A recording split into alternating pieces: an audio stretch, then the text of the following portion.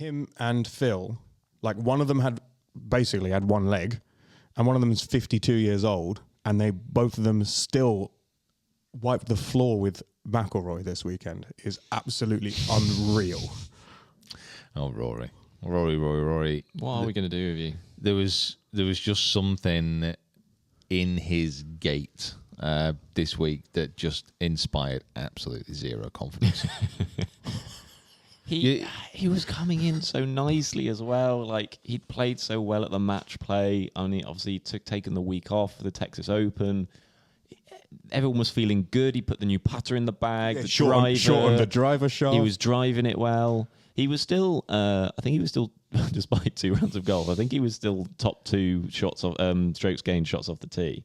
Yeah, I mean, that's never going to go away from him. It's just it's just so. It just left with a feeling of being a little bit hollow by it, because every year that he comes in when he's playing great golf, the expectations obviously rise, but the biggest problem, I think, maybe is the expectations for him. Like, personally, probably get so high that it is obvious now that it has become like a big mental block. There is a barrier here that's just not allowing him to play how he obviously desperately wants to.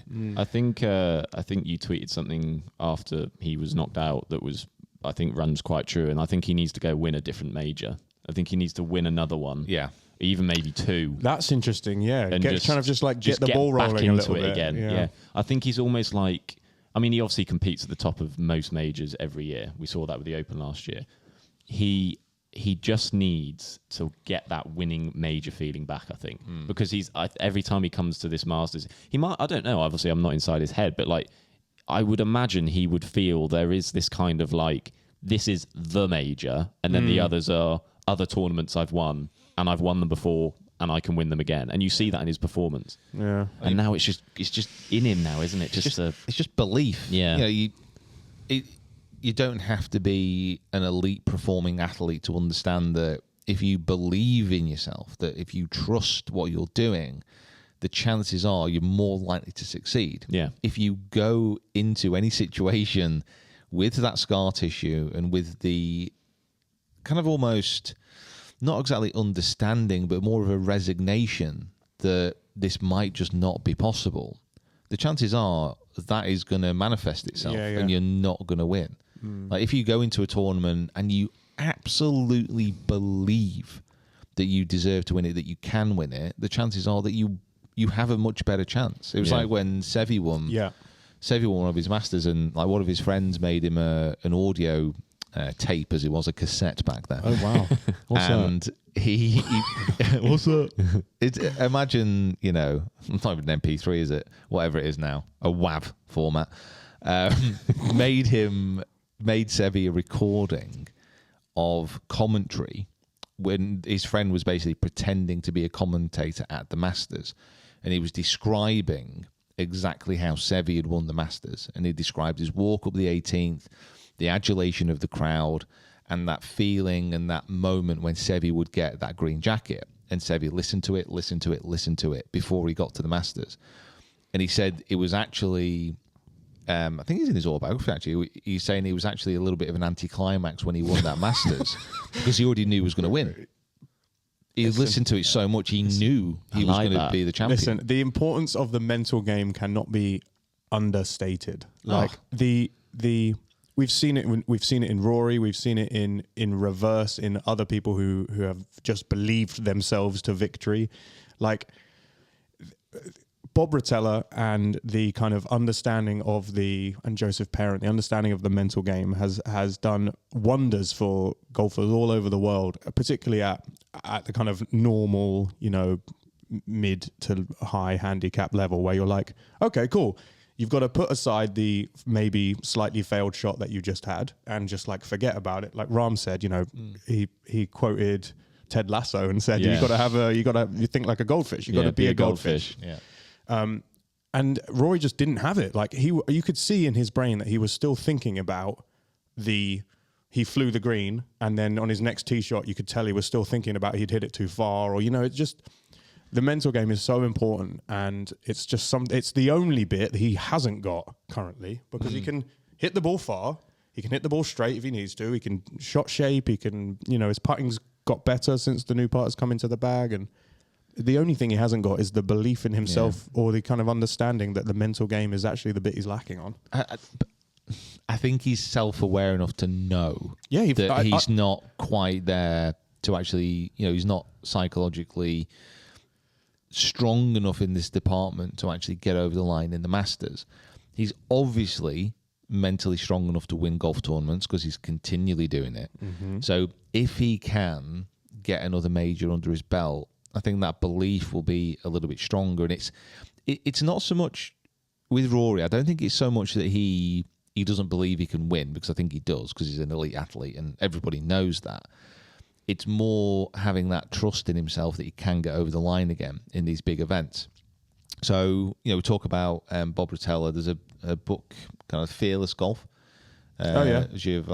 What's his actual Valenti? Doctor something. We'll put it in there. We'll put it. Yeah. It'll come up on the screen. A picture of it. Gio Valenti, I think. Which I read a while ago. But also with Rory, there's a book called Ego is the Enemy, which kind of he's talked about quite a lot. Right. But all that and kind of Ego is the Enemy and those kind of books are about, it's not so much tricking yourself. It's more about putting in the work and believing based on past experiences and victory. Right. So if he has the win, say, in any of these next 3 majors, maybe grab a couple again, let's hope. Mm-hmm. If he can do that, then he has something very, very recent to draw upon. Got you.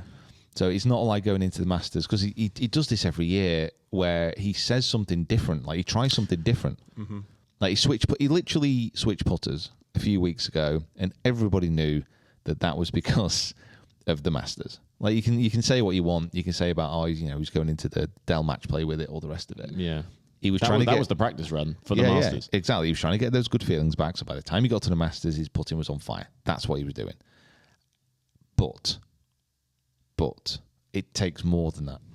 It takes more. It takes victories. It takes that constant reaffirmment of being one of the best players in the world at the bigger stages to be able to draw upon that experience and win. And it's going to be hard, because at the Masters, at the Open, say, if he's in contention, he can, even though the memories are a little bit distant, draw upon the fact that he has won this tournament, that he knows how to get it across the line. US Open, exactly the same. USPGA, exactly the same.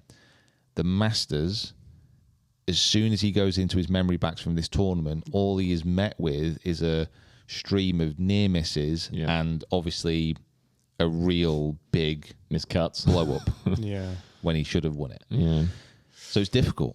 I wonder, shall we volunteer to record him a fake commentary of him winning for next year? Yeah. Should we do it? And there he is, McIlroy, walking up the 18th with a 19-shot lead on the second place. Can I get one of you guys to record like my morning so it gets me out of bed at the right time? That would be great. That's just one screaming at you. Get up.